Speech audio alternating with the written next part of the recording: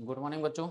हम लोग ज्वालामुखी पढ़ रहे थे और ज्वालामुखी में कल हम लोगों ने बेसिकली हम लोग प्लेट को समझ पाए थे। ठीक है, प्लेट क्या है। कमेंट में कुछ बच्चों ने बोला कि सर समझ में थोड़ा सा कम आया है, प्लेट क्या है। ठीक, तो आप बच्चों दोबारा प्लेट को देखना।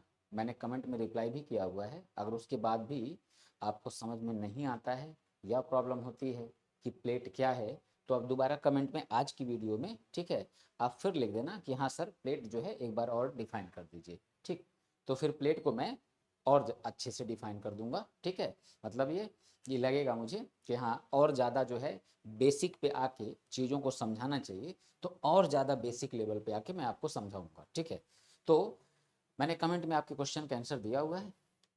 ठीक है, देख लेना। नहीं समझ में आएगा तो फिर आज की वीडियो में कमेंट करना कि नहीं सर एक बार और क्लियर कर दीजिए। ठीक, तो मैं उसको क्लियर कर दूंगा अगले वीडियो में। ठीक तो हम लोग ज्वालामुखी में अब बढ़ते हैं आगे। कल हम लोगों ने प्लेट को ही अमूमन समझ पाया था और हम लोग थोड़ा सा ये जान पाए थे कि ज्वालामुखी किसे कहते हैं। ठीक है, ज्वालामुखी का, वोल्केनो का एक बेसिक जो बात था, ठीक है, परिभाषा वगैरह, वो हम लोगों ने समझ लिया था। ठीक, कि ज्वालामुखी कहते किसको हैं। तो पिछला वीडियो जाके देखेंगे। ठीक है, बाकी लोग जो नहीं देखे हैं पिछला वीडियो, वो पिछला वीडियो जाके देखेंगे तो चीज़ें एकदम स्पष्ट हो जाएंगी। ठीक, हम लोग कल के वीडियो से आगे बढ़ते हैं। कल हम लोग वास्तव में ज्वालामुखी से ज़्यादा कुछ पढ़ पाए ही नहीं थे। हम लोग प्लेट में ही, प्लेट के पॉइंट्स में ही हम लोग ज़्यादा समय लगा दिए थे। ठीक है, बट कॉन्सेप्ट क्लियर करने के लिए उतना टाइम देना जरूरी था। ठीक है, तो आज हम लोग देखते हैं ज्वालामुखी का बाकी का पॉइंट। ठीक है, यानी कि एक तरह से कह लो ज्वालामुखी के जो पॉइंट्स हैं वो आप कह लो कि स्टार्ट हो रहे हैं। ठीक है, तो सबसे पहले हम लोग ज्वालामुखी का यहाँ एक स्ट्रक्चर बना लें। ठीक है, एक स्ट्रक्चर बना लें। तो बच्चों ये स्ट्रक्चर कुछ इस टाइप का बना लेते हैं। ठीक है, इस टाइप का। चलो इसको ऐसे देख करते हैं।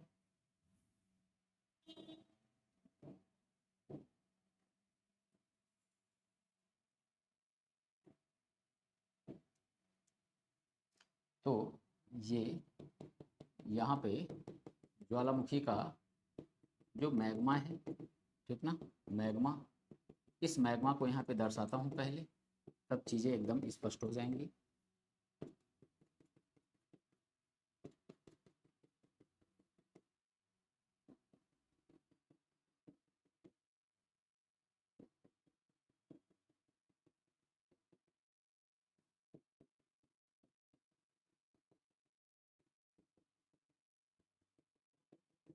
ठीक, तो ये यहाँ पे एक संरचना मैंने बनाया बच्चों। इसको मैं इस तरह से क्या करता हूँ, घेर देता हूँ। ठीक है, घेर देता हूँ और अब देखो है क्या, ये पूरा लिख देंगे इसको। इसको मैग्मा अभी लिखते हैं। ठीक है, चलो ये हो गया।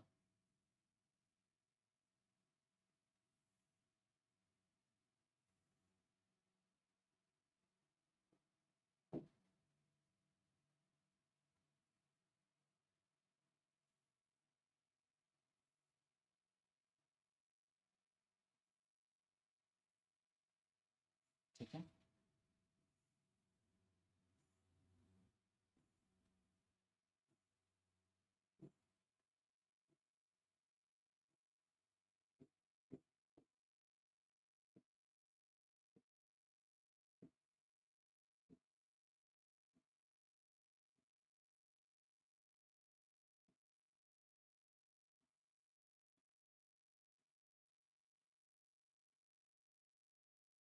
ठीक। यहाँ हम लोगों ने ये संरचना बच्चों बनाया। ठीक है, यहाँ हम लोगों ने इस संरचना को बनाया। ठीक, थोड़ा सा इसको और करेक्ट करते हैं।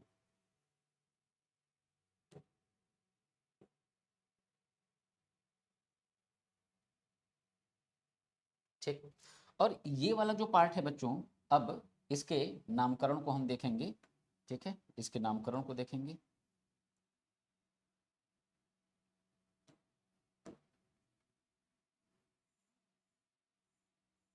ये यहाँ बनाया। अब ये क्या है, ये ज्वालामुखी क्रेटर, ठीक ना। ज्वालामुखी क्रेटर।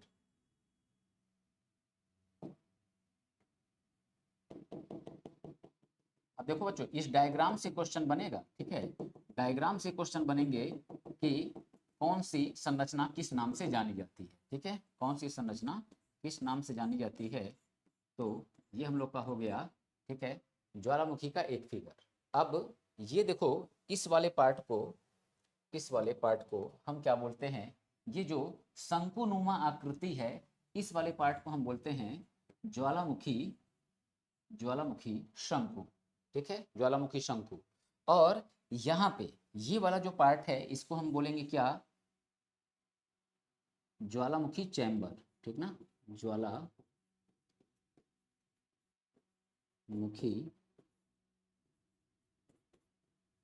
चैम्बर, ठीक। और इसी ज्वालामुखी चैम्बर में यहाँ पे सब लावा है, तो इस एरिया को हम कह सकते हैं,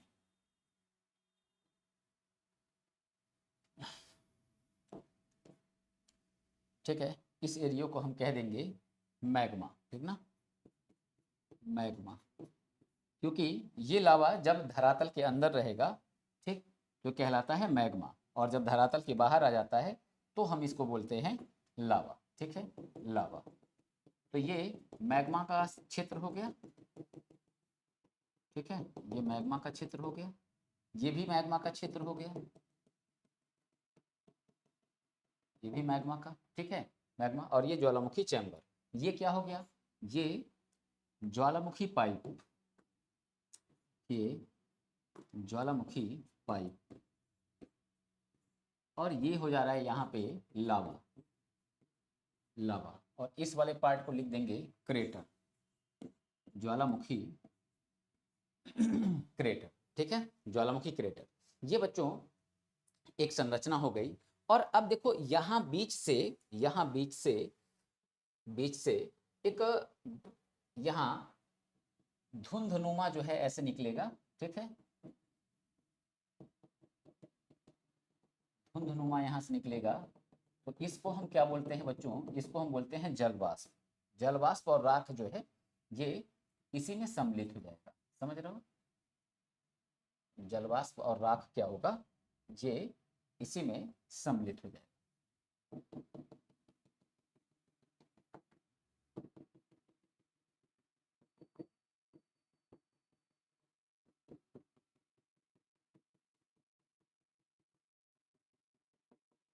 ठीक है, तो ये क्या हो जाएगा, जलवाष्प और राख।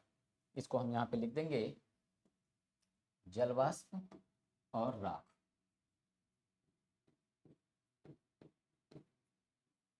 जलवाष्प प्लस राख, ठीक है बच्चों। ये हमारी एक संरचना हुई किसकी, ज्वालामुखी की, ठीक ना, ज्वालामुखी का।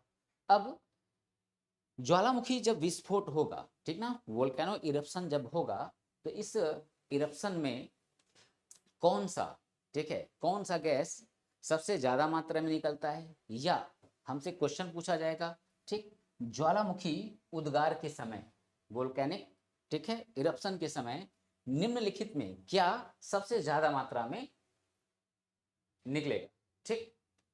अब यहाँ ऑप्शन दिया, ऑप्शन दिया, ठीक है। तो ए बी सी डी करके यहाँ अगर हम ऑप्शन दे दे, तो यहाँ एक बात लिख देंगे कि जलवाष्प, दूसरा यहाँ लिख देंगे राख, ठीक है, और लिख देंगे यहाँ चट्टानी टुकड़े, चट्टानी टुकड़े, ठीक है, और यहाँ लिख देंगे लावा, ठीक है, लावा।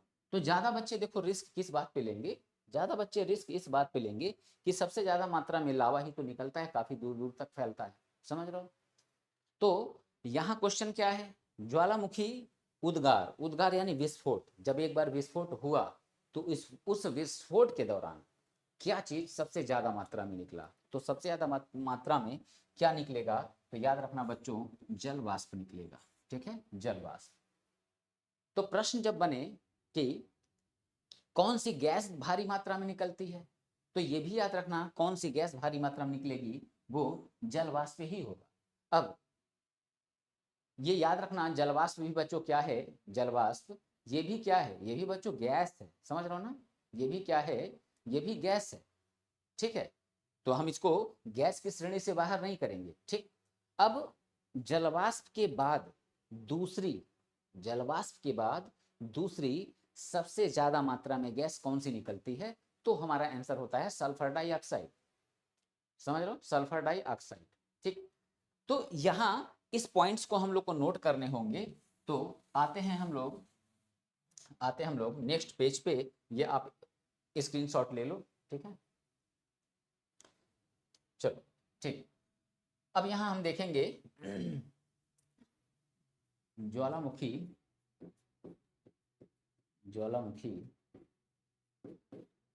से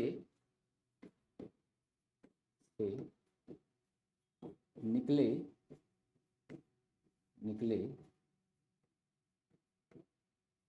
पदार्थ।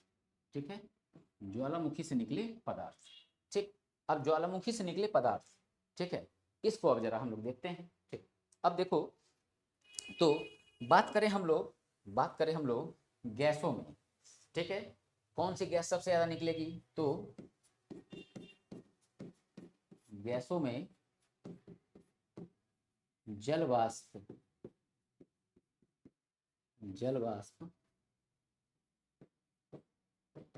सबसे ज्यादा मात्रा में, ठीक है, सबसे ज्यादा मात्रा में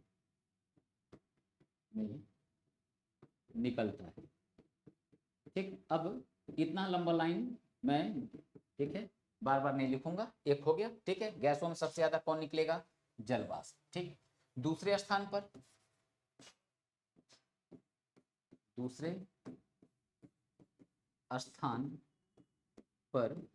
तो दूसरे स्थान पर क्या निकलेगा गैसों में? ठीक है, तो दूसरे स्थान पर सल्फर डाइऑक्साइड,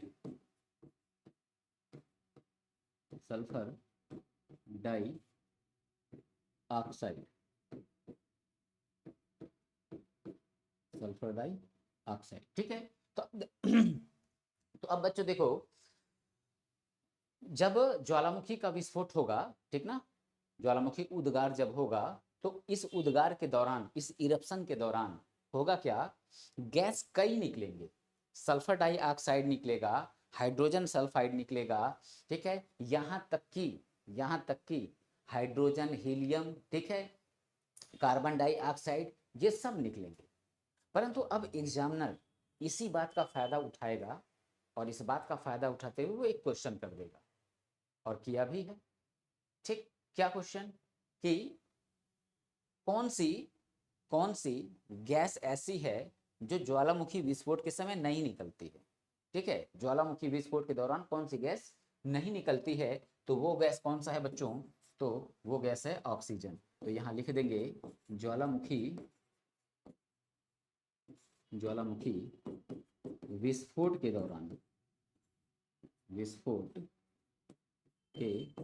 समय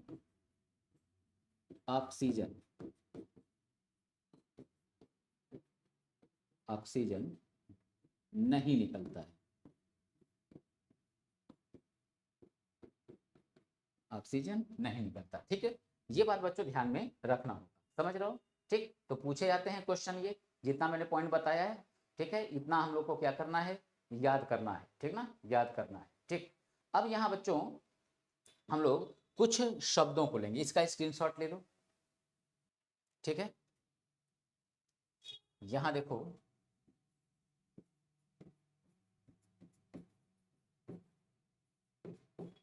ज्वालामुखी बम, और यहां लिखा लैपिली,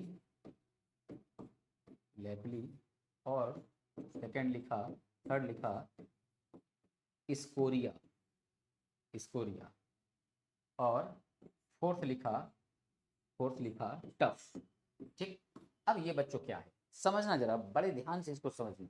देखो है क्या, जब ज्वालामुखी का विस्फोट होगा, तो इस विस्फोट के दौरान चट्टानी टुकड़े भी निकलेंगे, लावा भी निकलेगा, गैसें भी निकलेंगी, समझ रहे हो, धूल कण जो है, राख है, वो भी निकलेगा, ये सब निकलेंगे।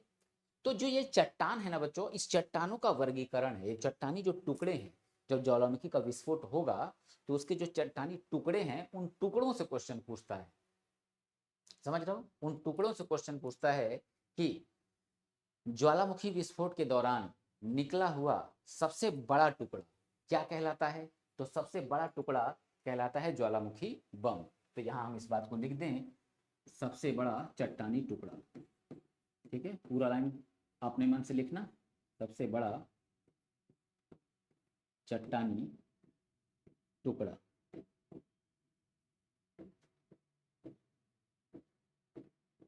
सबसे बड़ा चट्टानी टुकड़ा, ठीक। अब इसके बाद से हम बात करें कि इसके बाद कौन सी आकृति होगी चट्टान की, तो ज्वालामुखी बम के बाद इससे छोटा जो होगा वो क्या होगा, वो होगा लैपली, ठीक ना, वो होगा लैपली। तो ज्वालामुखी ज्वालामुखी बम से छोटा छोटा छोटा टुकड़ा,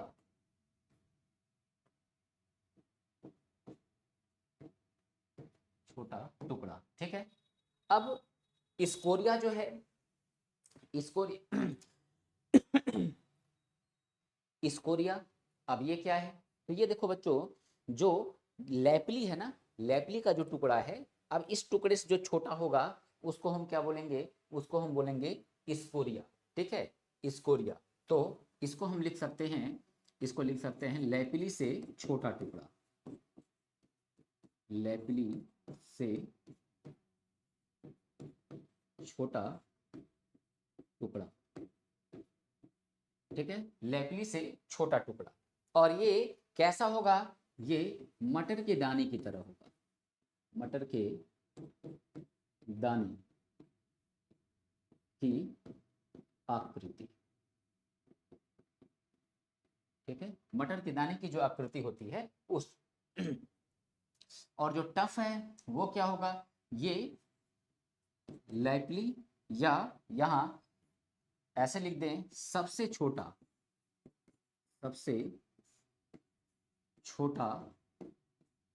चट्टानी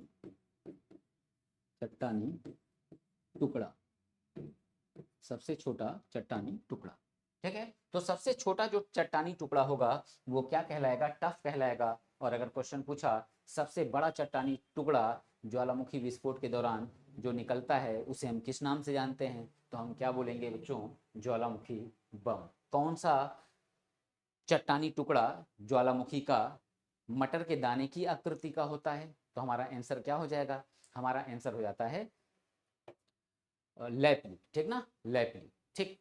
तो ये बच्चों, ये हम लोग के इतने पॉइंट यहाँ पे कवर होते हैं, ठीक है, कवर होते हैं, ठीक। अब इसके बाद से हम, अच्छा यहाँ पे अच्छा ये देखो बच्चों, थोड़ा सा यहाँ लिखने में मिस्टेक हो रहा है, ये बात ऊपर लिखनी है, ठीक है, चलो इसको मैं और चल ठीक है यहाँ लिख देता हूँ, ठीक है, मटर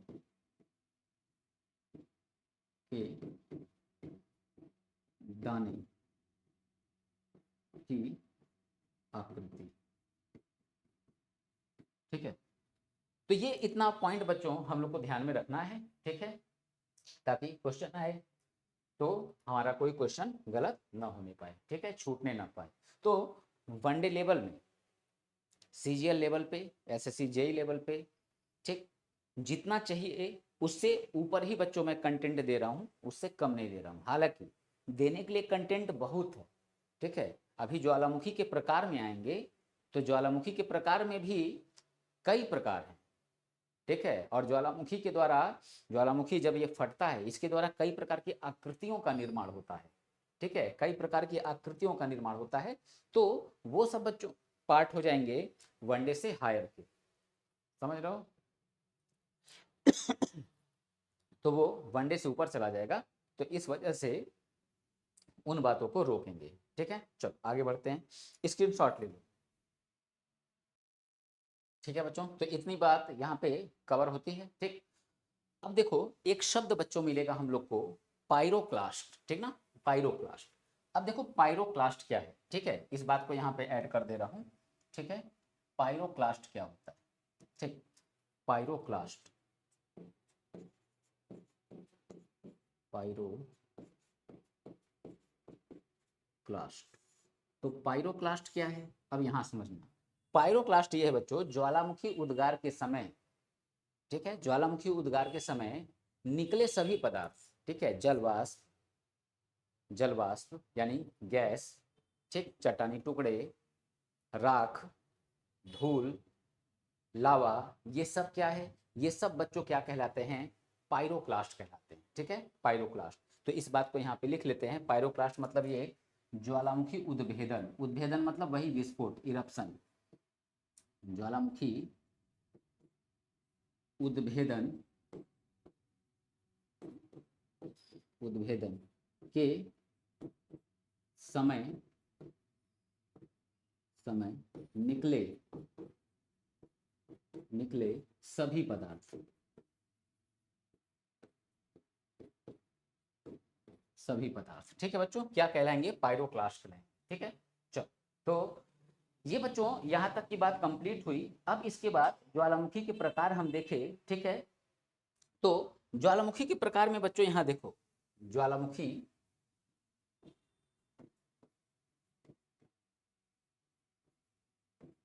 के प्रकार, के प्रकार, तो टाइप्स ऑफ वोल्केनो। अब टाइप्स ऑफ वोल्केनो जो है बच्चों, अब समझना, टाइप्स ऑफ वोल्केनो ये 3 टाइप के हैं। अब 3 टाइप जो आप लोग सोच रहे हो वो नहीं, अभी इससे ऊपर की बात है, ठीक है, इससे ऊपर की बात। जैसे 3 टाइप कौन, पहला सक्रियता के आधार पे, ठीक है, सक्रियता के, सक्रियता के आधार पर, ठीक है, सक्रियता के आधार पर। दूसरा इसमें हम अगर देखेंगे तो उद्भेदन, उद्भेदन के आधार पर, उद्भेदन के आधार पर, और विस्फोट के आधार पर, ठीक है, विस्फोट के आधार पर, ठीक। तो ऐसे बच्चों ये 3 डिवीजन है, समझ रहे हो, ये ऐसे 3 डिवीजन हैं। और इन 3 डिवीजन में फिर जो है हम लोगों को अलग अलग पॉइंट्स को यहाँ पे कवर करना है, ठीक है। हवाई तुल्य जो है कि ज्वालामुखी, पीलियन तुल्य ज्वालामुखी, इस टाइप के जो है विस्फोट वगैरह, ठीक है, इसके प्रकार हो जाते हैं, ठीक। सक्रियता की बात करें तो सक्रियता में तो अभी हम पढ़ेंगे ही, 3 टाइप के होते हैं, ठीक है, सक्रियता में 3 टाइप के, उन 3 टाइप को बताऊंगा। उद्भेदन में, ठीक है, केंद्रीय उद्भेदन, ठीक, दूसरा दरारी उद्भेदन, ठीक। अब इसमें जो है वर्गीकरण है। तो यहाँ इस लेवल पे अगर बच्चों देखो मैं बताता हूँ, समझ रहे हो, इस लेवल पे अगर चीजों को हम बताते हैं तो समझ लो फिर आपका वनडे से ऊपर हो गया। और मैंने क्या कहा, ये बस देखो एक बात है क्या ना, कि ये जो हम लोग का क्लास जो चल रहा है तो ये पेड क्लास एसएससी जेई वालों के लिए, मगर इसको इस रूप में पढ़ा रहा हूँ मैं कि किसी भी एग्जाम को आप दो, ठीक है, मैं एसएससी जेई वालों की ही बात कर रहा हूँ पर्टिकुलर। ऐसा नहीं है कि केवल आप जेई ही दोगे, और भी एग्जाम अगर आप दो तो आपका सब क्लियर हो जाए, इस बात को भी हम लोग टारगेट में रखे हुए हैं।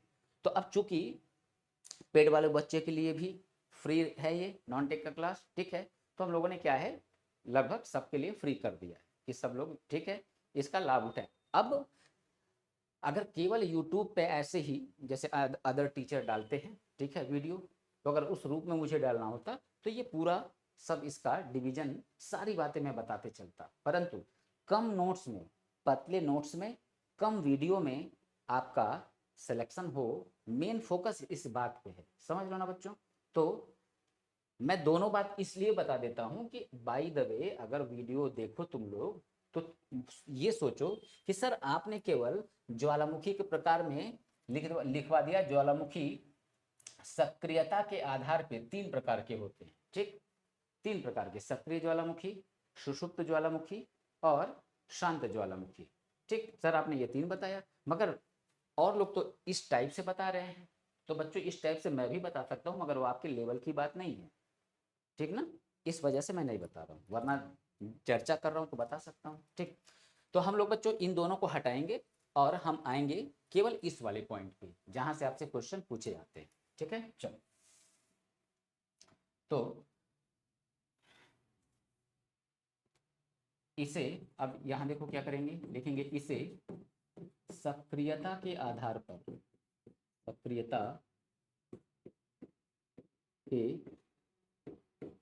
आधार पर तीन भागों में,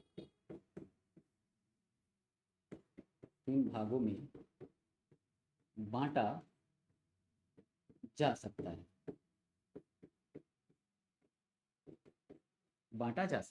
ठीक।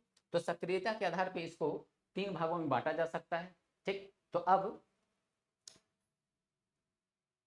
पहला टाइप देखें हम लोग, तो पहला टाइप कौन हो गया? तो पहला टाइप यहां देख लेते हैं, सक्रिय ज्वालामुखी, एक्टिव वोल्केनो।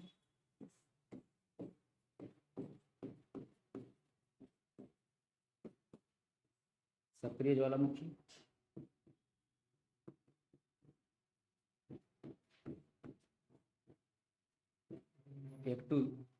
एक्टिव वोल्केनो, ठीक ना। अब ये जो एक्टिव वोल्केनो है अब इससे बच्चों क्वेश्चन पूछे जाएंगे, ठीक। तो सक्रिय ज्वालामुखी पहले होता क्या है, इस बात को समझ लें। तो वो ज्वालामुखी, ठीक है, वो ज्वालामुखी, लिखेंगे नहीं परिभाषा को, आपके पास पीडीएफ जाएगा बच्चों, ठीक है, पीडीएफ आपके पास जाना ही है। प्लस ये पीडीएफ जो मिलेगा तो उसमें आपको लिखा मिलेगा कि सक्रिय ज्वालामुखी की परिभाषा क्या है। तो ऐसे हेडिंग आपको मिलेगा, सक्रिय ज्वालामुखी की परिभाषा। तो क्या उसमें लिखा मिलेगा? उसमें हमको लिखा मिलेगा वे ज्वालामुखी जिनमें समय समय पर मैग्मा निकलता रहता है या लगातार उसमें विस्फोट होता रहता है, तो इस टाइप के ज्वालामुखी को हम क्या बोलते हैं? सक्रिय ज्वालामुखी कहते हैं, ठीक। तो ये बच्चों लिखा मिलेगा, जो बच्चे वीडियो देख के नोट्स बना रहे हैं, ठीक, तो वो एक काम कर सकते हैं, जो मैंने अभी जो बात बोली, जो परिभाषा मैंने बोला, तो वीडियो का स्पीड स्लो कर लो और उसको सुनते हुए, ठीक है, लिख लेना, ठीक। क्योंकि खुद तुम लोग कहते हो बच्चों कि सर सारी बात लंबी जो है उसको मत लिखा करिए, टाइम लगता है, ठीक। इसलिए मैं आप ही लोग की बात को मान के यहाँ पे नहीं लिख रहा हूँ, ठीक है।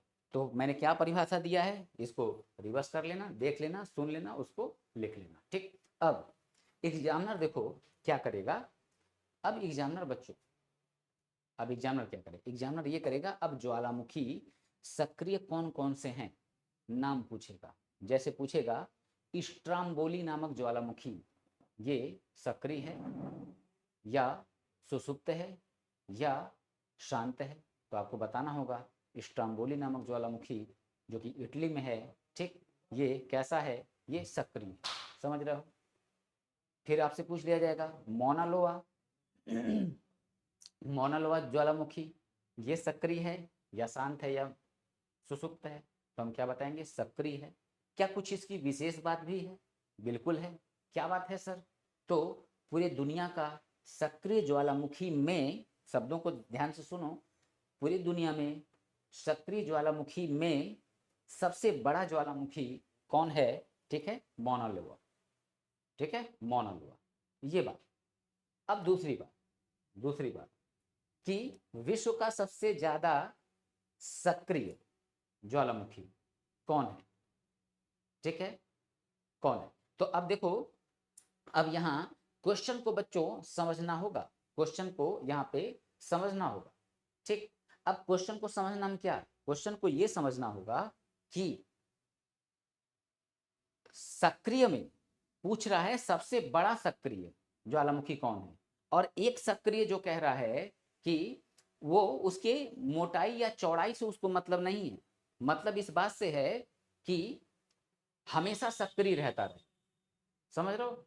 यानी कि एक व्यक्ति बहुत मोटा है, एक व्यक्ति बहुत मोटा है और वो 1 घंटे में 10 बार गुस्सा हो रहा है, 10 बार फायर हो जा रहा है, और एक व्यक्ति उससे पतला ही है मगर वो 1 घंटे में 50 बार फायर हो रहा है, 50 बार गुस्सा हो रहा है। तो सबसे ज्यादा एक्टिव कौन दिखा? वो पतला वाला व्यक्ति जो 1 घंटे में 50 बार फायर हो रहा है, 50 बार गुस्सा हो रहा है, समझ रहे हो। तो ये, अब ऐसे ही ज्वालामुखियों का मैं यहाँ पे टाइप लिखूंगा, ठीक है, और उसकी विशेषता जो है वो भी लिखेंगे, ठीक है। तो हम लोग सक्रिय ज्वालामुखी इसको देखने जा रहे हैं, ठीक, सक्रिय ज्वालामुखी। चल अब इसका एक्टिव वोल्केनो। ठीक, तो सबसे पहले हम देखेंगे स्ट्रोम्बोली। ठीक है, स्ट्रोम्बोली, तो यहाँ लिख देंगे, यहाँ इटली,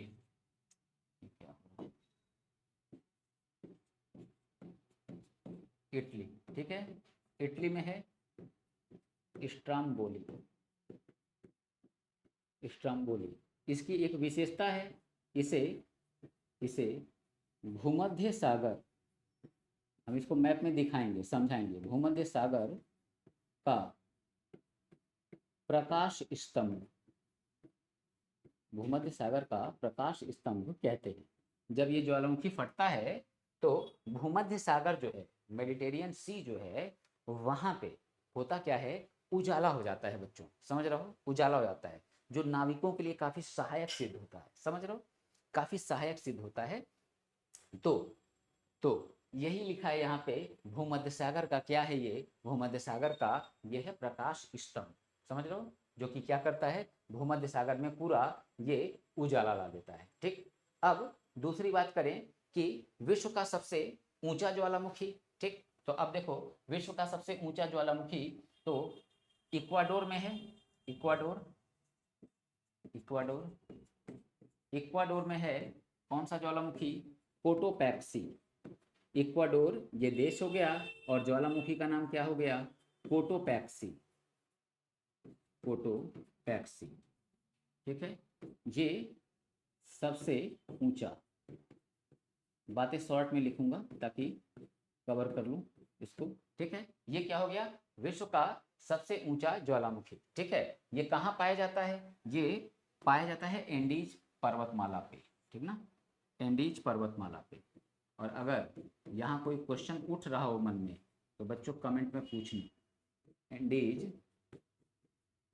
पर्वत, ठीक है, एंडीज पर्वत पे। ठीक, दूसरी बात करें यहाँ पे, दूसरी बात कि विश्व का सबसे दक्षिण में स्थित, विश्व का सबसे दक्षिण में स्थित ज्वालामुखी कौन है, तो हम लोग को मालूम है कि 7 महाद्वीप हैं, 7 महाद्वीप में सबसे दक्षिण में यहाँ अंटार्कटिका है। तो अंटार्कटिका में एक ज्वालामुखी है, ठीक है, जिसका नाम क्या है, जिसका नाम है माउंट इरेबस, ठीक ना, माउंट इरेबस। तो यहाँ लिख देंगे अंटार्कटिका,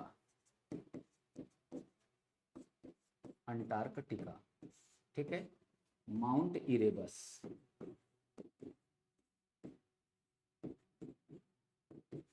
माउंट इरेबस सबसे दक्षिणतम।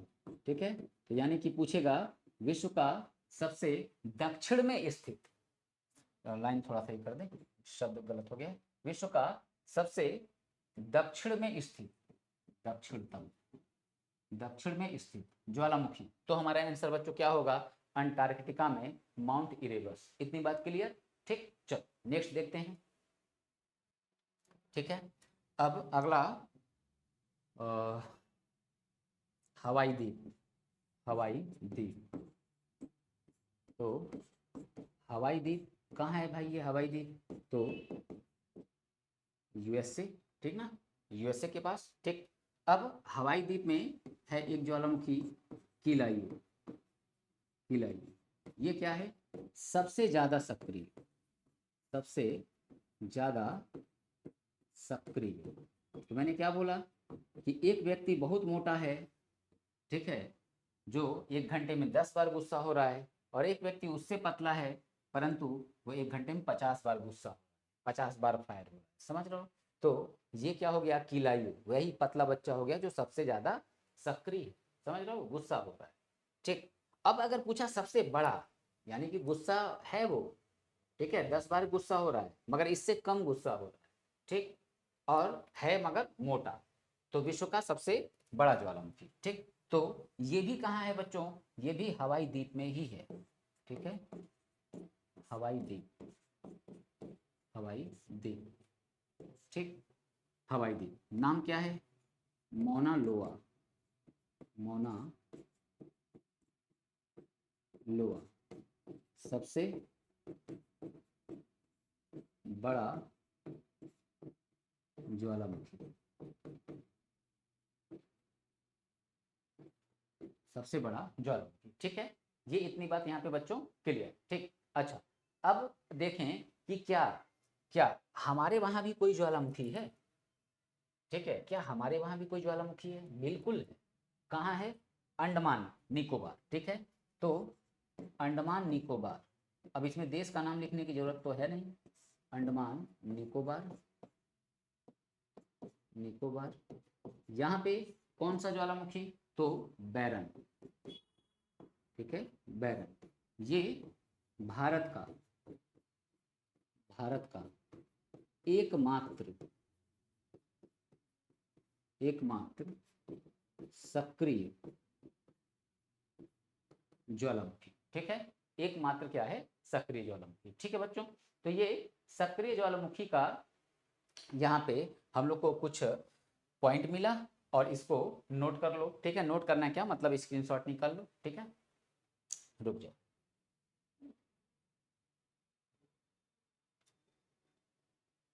ठीक है, चलो अब इसका स्क्रीनशॉट ले लो।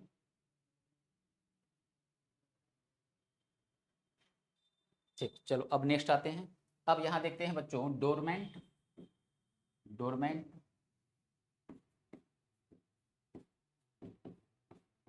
सुसुप्त। ठीक है, सुसुप्त,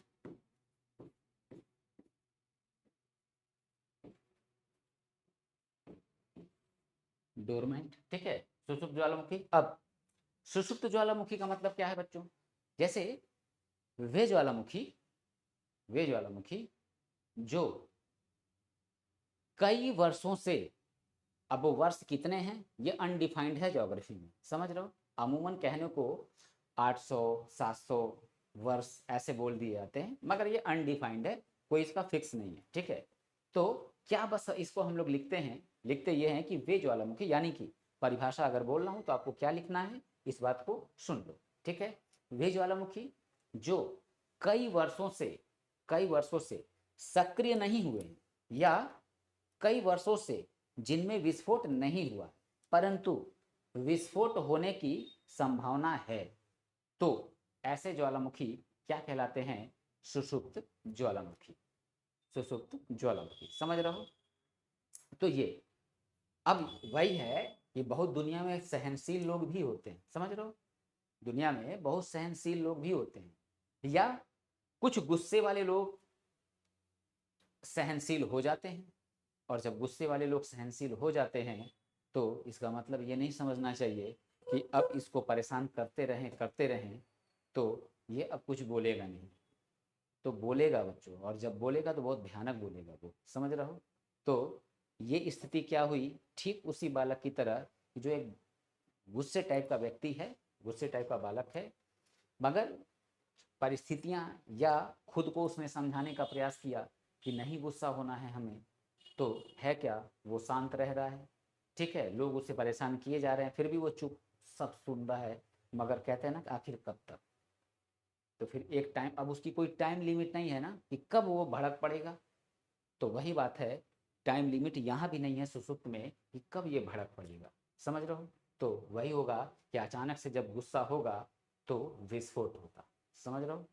तो यही है सुसुप्त, यानी कि कई वर्षों से विस्फोट तो हुआ नहीं है परंतु विस्फोट की संभावना है और विस्फोट हो सकता है। तो ऐसे ज्वालामुखी क्या कहलाते हैं? ऐसे ज्वालामुखी को कहते हैं हम लोग बच्चों सुषुप्त ज्वालामुखी, यानी डोरमेंट ज्वालामुखी। ठीक, अब इसमें कौन कौन ज्वालामुखी आ जाएंगे? ठीक है, इसमें कौन कौन ज्वालामुखी आ जाएंगे तो इस बात को देख लेते हैं। कुछ विशेष बात होगी तो उसको भी देख लेंगे। इटली, इटली में कौन सा है? विसुवियस, इटली का विसुवियस। ठीक, दूसरा, दूसरा जापान में है बच्चों फ्यूजियामा, फ्यूजियामा। ठीक, इंडोनेशिया जो है वहां पे है क्राकाताओ, इंडोनेशिया, इंडोनेशिया यहाँ पे है क्राकाताओ, और एक भारत में भी है सुसुप्त। ठीक है, तो अंडमान निकोबार में ही है, अंडमान निकोबार। तो अंडमान निकोबार जो है यहाँ पे है नारकोंडम, नारकोंडम, ठीक ना, नारकोंडम। तो ये बच्चों मुख्य रूप से 4 ज्वालामुखी आपको बस याद रख लेने हैं सुसुप में, इससे ज्यादा कुछ याद रखने की आवश्यकता नहीं है, ठीक ना। चलो अब थर्ड आ जाते हैं हम लोग, स्क्रीनशॉट लेना हो ले लो, ठीक है। थर्ड आ जाते हैं हम लोग, मृत, मृत या शांत, मृत या शांत ज्वालामुखी, ठीक ना, मृत या शांत ज्वालामुखी, डेड वोल्केनो, ठीक। अब ये जो डेड डेड वोल्केनो है, अब इसमें अब इसमें परिभाषा क्या आएगी, तो परिभाषा में बस क्या लिखना है, बस ये लिखना है बच्चों कि ऐसे ज्वालामुखी जिसमें कई सौ वर्षों से, कई सौ वर्षों में क्या मतलब 2-4 हजार साल ऐसा नहीं बोल देना है, समझ रहे हो, मतलब 800 साल, 1000 साल, ठीक है, ऐसे। तो कई सौ वर्षों से विस्फोट हुआ नहीं है और ना ही विस्फोट की कोई अब संभावना है, ठीक है, ना ही विस्फोट की कोई संभावना। तो ऐसे ज्वालामुखी को हम क्या बोलते हैं, ऐसे ज्वालामुखी को हम बोलते हैं मृत ज्वालामुखी या शांत ज्वालामुखी, ठीक है। अब इसमें विस्फोट कभी नहीं होगा। तो यहाँ बच्चों मैंने बताया है अभी ज्वालामुखी चैम्बर, ठीक ना, ये चैम्बर जो है ना, ये चैम्बर ही क्या होता है ना, चैम्बर जो है ये चैम्बर ही खाली हो जाता है, समझ रहे हो, ये चैम्बर ही खाली हो जाएगा और खाली होने के बाद ये वोल्केनो जो है, समझ रहे हो ना, ये सब क्या होता है ना, ये और नीचे धंस जाते हैं और इसका मुख जो है वो और बड़ा हो जाता है। तो यही मुख क्रेटर वाला, यही मुख क्रेटर का जब ये बड़ा हो जाएगा, नीचे धंस जाएगा और इसके ये अभी देखो, अभी यहाँ इतनी चौड़ाई ना, तो फिर क्या होगा, ये ऐसे इतना ज्यादा बड़ा हो जाएगा। जब ज्यादा बड़ा हो जाएगा तो इस मुख को हम क्या बोलते हैं, इसको बोलते हैं कार्डेरा, ठीक ना, कार्डेरा। तो यही बात। तो अब देखो यहां हम लोग देखे,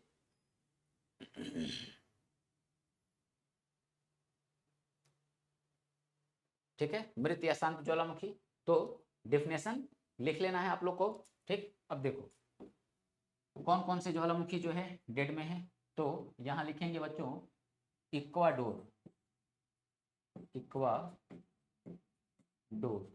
ठीक है। तो इक्वाडोर का बच्चों, इक्वाडोर में है चिम्बराजो,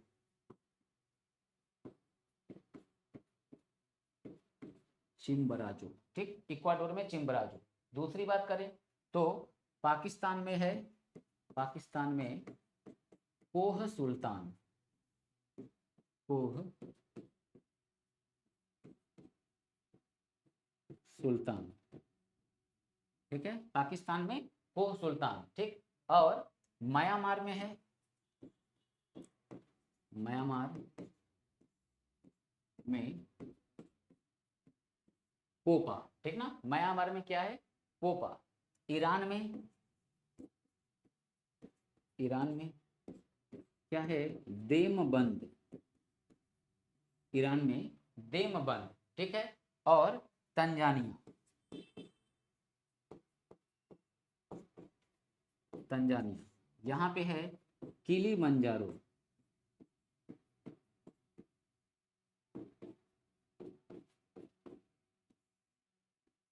किलीमंजारो, ठीक है। इतने बच्चों ज्वालामुखी मृत में है, ठीक है। इतने पॉइंट्स को आप लोग को याद रखने हैं, करीब करीब, हाँ 5 पॉइंट हो गए, ठीक है।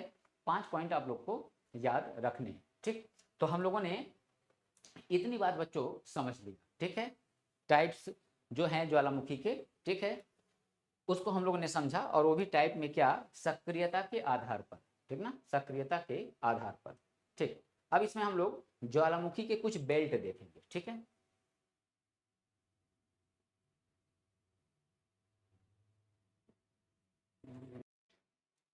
ठीक है बच्चों, हम लोग अब ज्वालामुखी का, ज्वालामुखी का विश्व वितरण, ठीक है, यहाँ लिखेंगे ज्वालामुखी का विश्व, विश्व वितरण या ज्वालामुखी की कुछ पेटियां या बेल्ट, ठीक ना, कुछ पेटियां या बेल्ट, ठीक है। तो ये जो वर्ल्ड डिस्ट्रीब्यूशन ऑफ वोल्केनोज, ठीक है, इसमें अब बच्चों हम लोग को क्या समझना है, ठीक है। अब देखो समझना क्या, जैसे हम लोगों को मुख्य रूप से दो बेल्ट, ठीक ना, दो बेल्ट, यानी कि विश्व में दो वितरण क्षेत्र हम लोग को देखने हैं ज्वालामुखी को, समझ रहे हो, दो केवल देखने हैं, उतने से हमारा वनडे का पूरा कवर हो जाएगा, ठीक है, कवर हो जाएगा। तो अब देखो पहली एक बात जानो, मैंने तुम लोग को प्लेटों में एक प्लेट बताया था, ठीक है, 3 प्लेटों के बारे में मैंने बताया था, पिछला वीडियो देखना। दो प्लेटें आमने सामने से आ रही हैं, ठीक, इसको मैंने क्या बताया था, ठीक है, अभिसारी, ठीक है, डिस्ट्रक्टिव, तो अभिसारी, तो इस अभिसारी को क्या बोलते हैं, विनाशात्मक भी बोलते हैं, पिछला वीडियो देखना, उसमें मैंने बताया विनाशात्मक प्लेट भी बोलते हैं। तो विनाशात्मक क्या होता है, ये एक महासागरी है, दूसरा महाद्वीपी, महासागरी भारी होगा, महाद्वीपी जो है वो छोटा होगा, हल्का होगा। तो जो भारी होगा वो क्या होगा, वो सबडक्ट होगा हल्के वाले के नीचे, ठीक, तो इसीलिए कहते हैं विनाश होना। तो विश्व में ज्वालामुखी के जो सबसे ज्यादा प्रतिशत है, वो तीनों में से किसमें सबसे ज्यादा आते हैं ज्वालामुखी, तो विनाशात्मक प्लेट, यानी कि ये अभिसारी प्लेट, ठीक है, अभिसारी प्लेटों के सहारे ज्वालामुखी जो है दुनिया के, विश्व के कुल ज्वालामुखी का 80% ज्वालामुखी, ठीक है बच्चों, 80% ज्वालामुखी वो कौन सी प्लेट के सहारे आता है, तो अभिसारी प्लेट, या हम उसको कहते हैं विनाशात्मक प्लेट। तो इस बात को यहाँ पे लिख देंगे, विनाशात्मक प्लेट, विनाशात्मक, डिस्ट्रक्टिव, विनाशात्मक प्लेटों के किनारों पर विश्व के कुल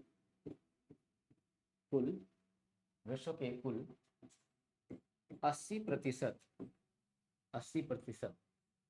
ज्वालामुखी आते, ठीक है, आते, ठीक है, आते। एक तो ये बात हो गई। दूसरी बात अब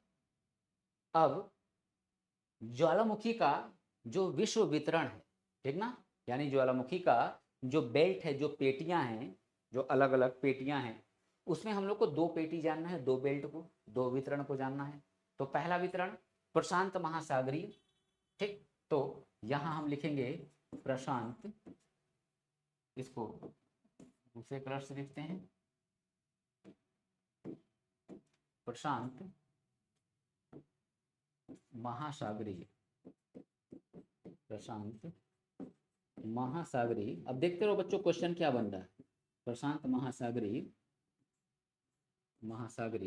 पेटी, तो प्रशांत महासागरीय पेटी, ठीक,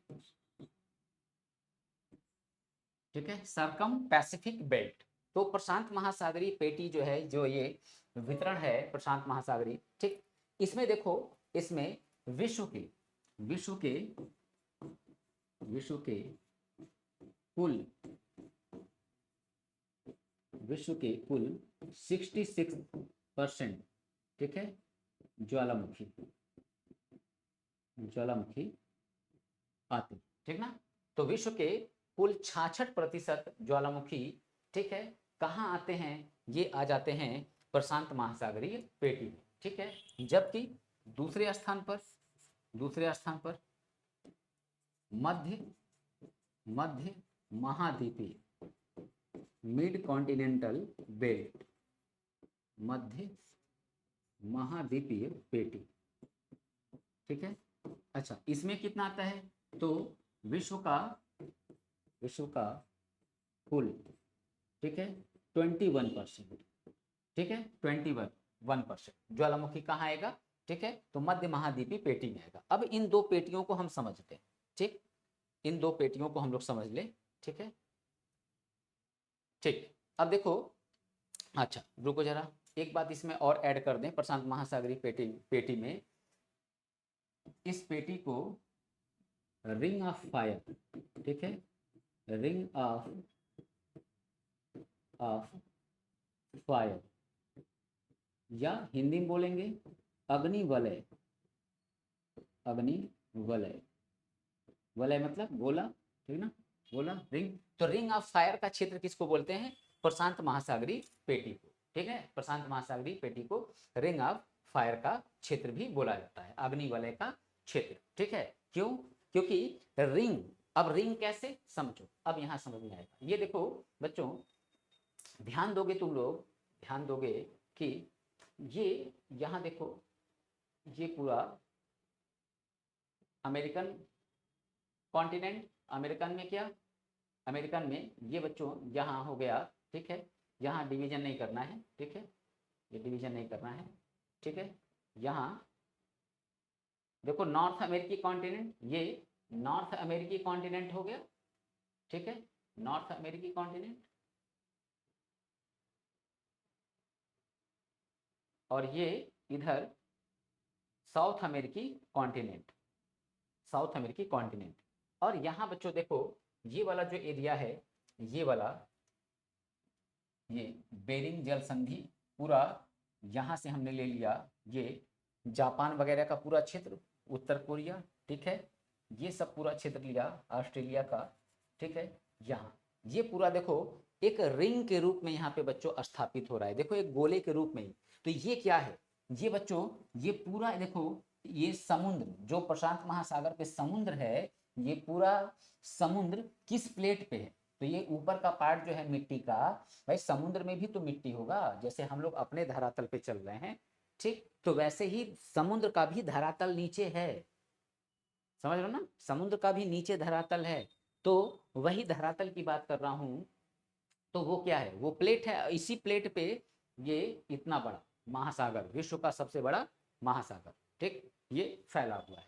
तो अब ये देखो, ये प्लेट बच्चों क्या है, ये प्लेट इधर देख, ठीक है, ये अमेरिकी प्लेट और प्रशांत महासागरीय प्लेट, ये क्या है बच्चों, ये दोनों यहाँ पे टक्कर कर रहे हैं, ठीक है, दोनों यहाँ पे टक्कर कर रहे हैं। और इधर इंडो प्लेट, इधर इंडो प्लेट है। अभी हम दूसरे मैप से इसको और क्लियर करेंगे, ठीक, यहाँ जैसे देखो, ठीक है, जैसे इसमें यहाँ थोड़ा समझो, यहाँ थोड़ा समझना बच्चों, यहाँ प्रशांत महासागर को मैंने एक जगह पूरा दिखा दिया, ठीक, परंतु जब मैप देखोगे तुम लोग, तो मैप में देखो, मैप में प्रशांत महासागर को देखो दो तरह से दिखाएगा, ठीक है, बेरिंग जल संधि, ठीक है, यहाँ ये साउथ कोरिया, फिलीपींस, जापान, ठीक है, जापान, ऑस्ट्रेलिया, ठीक है, ये सब न्यूजीलैंड लिए, ये एक पार्ट, और इधर फिर Alaska, Alaska, USA, Mexico, Ecuador, Peru, Chile, ठीक है, तो ये एक पार्ट। अब अगर इसको फोल्ड कर दें, तो फोल्ड कर देंगे ना तो बच्चों, तो ये देखो, ये आके, ये वाला पार्ट आके यहाँ क्या होगा, यहाँ आके सट जाएगा। तो यही काम तो यहाँ पे हुआ है, यही चीज तो यहाँ मैंने दिखाया कि सट गया, ठीक है। अब देखो, ये मैंने क्या बोला, ये यहाँ आके अगर ये पेज है, तो पेज को अगर ऐसे हम फोल्ड कर दें, क्योंकि पृथ्वी गोल है ना, ग्लोब है ना, ठीक, तो ग्लोब में एकदम बीच में दिखता है प्रशांत महासागर, तो इसी को अगर ऐसे फोल्ड कर दिया जाए, तो ये क्या होगा, यहाँ आके सट जाएगा। तो क्या होगा, ये देखो, ये कुछ इस तरह से ऐसे हो गया, ठीक। तो अब यहाँ इसको समझ लो, तो ये देखो, ये वाला जो क्षेत्र है बच्चों, ठीक, अब देखते हो भूकंप सबसे ज्यादा और ज्वालामुखी सबसे ज्यादा कहाँ आते हैं, इसी क्षेत्र में, प्रशांत महासागरीय क्षेत्र में। तो अब देखो, अलास्का यहाँ, ठीक है, अलास्का, ये मैक्सिको, ठीक है, यूएसए, ठीक है, इन सब जगहों पे, ठीक, प्लस सबसे ज्यादा भूकंप की बात करें तो सबसे भयानक भूकंप कहाँ आता है, चिली में, चिली, पेरू, इक्वाडोर, सब देखो यहाँ पे हैं, इक्वाडोर, पेरू, यहाँ पे ये चिली, ठीक है, चिली। अब अब इधर देखो, यही मैंने यहाँ पे दिखाया। अब इस वाले एरिया में आओ, इस जापान वाले एरिया में, तो जापान वाले एरिया में आओगे तो इसको यहाँ से समझ लो, इसको यहाँ से समझ लो, ठीक है। ये पूरा देखो, ये जापान का एरिया, ठीक ना, पूरा यहाँ देखो ऐसे, ये देखो यहाँ जापान है ऐसे, ये इतना बड़ा जापान, ये जापान में हमेशा भूकंप आते रहता है ना, ठीक है। फिलीपींस में भी खूब भयानक भूकंप आते हैं, तो देखो ये फिलीपींस, ठीक है।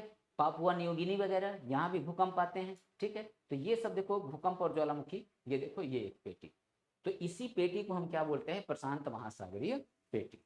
और पूरी दुनिया का सबसे ज्यादा भूकंप और ज्वालामुखी दोनों कहाँ आता है, यहीं पे आता है। चूंकि ये एक गोले में पूरा क्षेत्र धारण कर लिया है, इसलिए इसको हम लोगों ने नाम क्या दिया है बच्चों, इसको हम लोगों ने नाम दिया है ring of fire, ring of fire, समझ रहा हूँ, अग्निवलय, अग्निवलय, ठीक।